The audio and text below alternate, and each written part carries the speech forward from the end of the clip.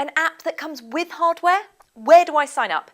It further confirms to me that the iPad really comes into its own when you add things like a case to stand it up and a keyboard and the like.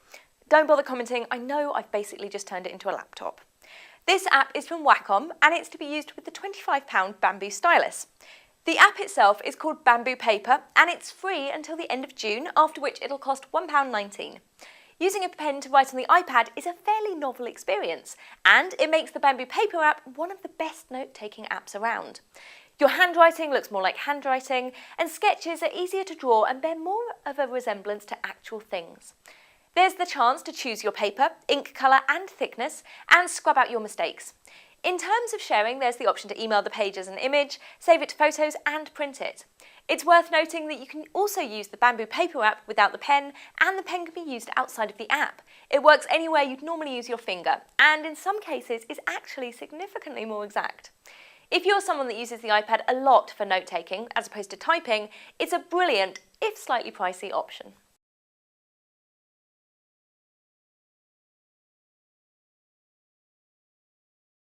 Not content with bringing magazine swishiness to your iPad, Wired is now looking to take over your phone too, with its Wired News app.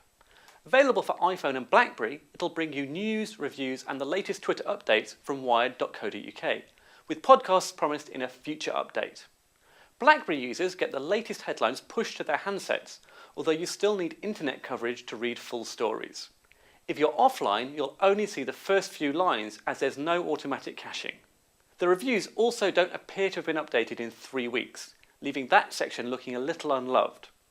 It lacks the visual whiz-bang of the full iPad magazine, but it's also free and mostly fulfills its remit of bringing a little bit of Wired to your handset.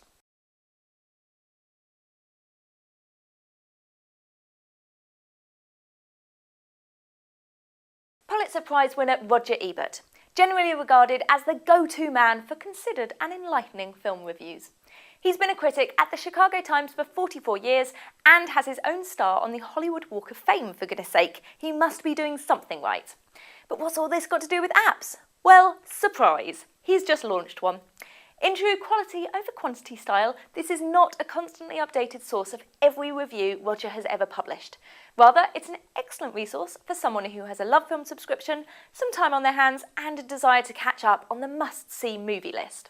It's a collection of 300 of the best films, in his opinion, and his writings regarding them. You can search by title, release date, at which point you discover he hasn't really rated anything produced in the last 3 years, and by review date.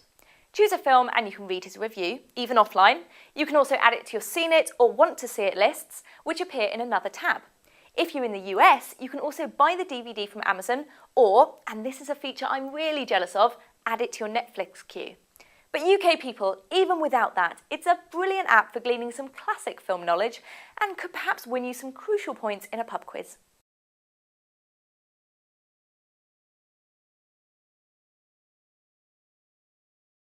Love Tetris, but having spent the last 22 years playing it, are in danger of becoming a little bit bored of it. Just in the nick of time, BloxZon 2 is here to save the casual gaming day.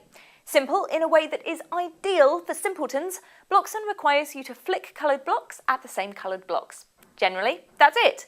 But occasionally there are diamonds that explode all blocks of the same colour, and you can change the game to play in panic mode, courtesy of Solo Madness. The whole thing is integrated to OpenFaint, which is where you can find scoreboards, forums and the like. More usefully, it's also integrated into Game Center, so you can theoretically challenge your nearest and dearest to finally decide who wins the title of Best Person, or at least Best Person at BloxZon 2.